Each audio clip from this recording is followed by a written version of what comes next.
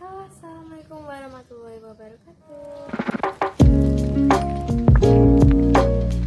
Akhir-akhir ini virus corona sudah menyebar luas hingga kemana-mana, sehingga membuat sekolah harus diliburkan dan membuat para siswa harus belajar mandiri di rumah.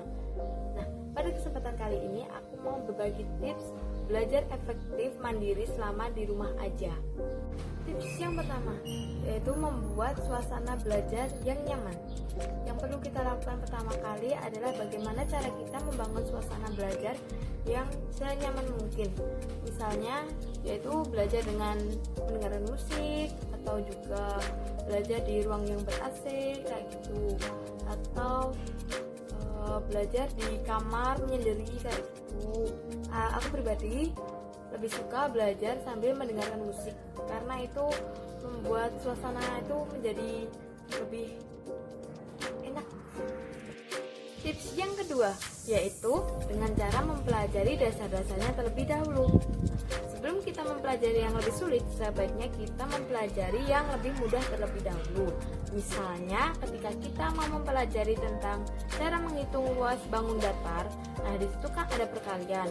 Jadi kita harus mempelajari bagaimana cara perkalian terlebih dahulu. Dan sebelum kita memasuki perkalian, ada juga cara penjumlahan terlebih dahulu. Jadi kita harus mempelajari dari yang mudah terlebih dahulu, seperti penjumlahan, perkalian, baru kita mempelajari bagaimana cara menghitung luas bangun datar. Tips yang ketiga yaitu belajar rutin tapi jangan terlalu lama. Dengan belajar rutin kita akan lebih mudah mengingat hal yang kita pelajari.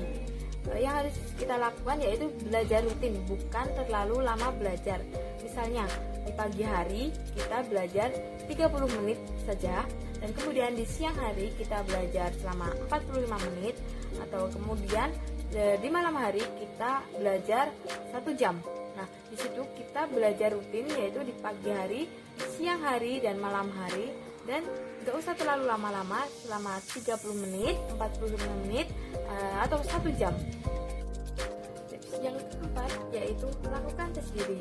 Tepat setelah selesai kita belajar, usahakan lakukan tes diri atas materi yang telah kita pelajari.